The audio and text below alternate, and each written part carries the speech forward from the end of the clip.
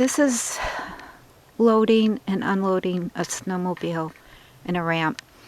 So I bought this last year, and the issue is, what do you do with it?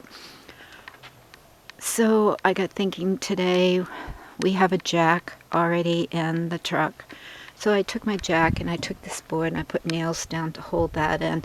And I took this and put some boards around it for the weight to be more balanced.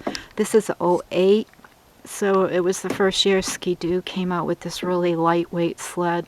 So everybody, you have to be careful your running boards.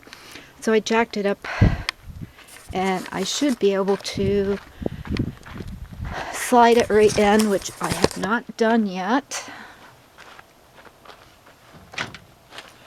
One hand, basically.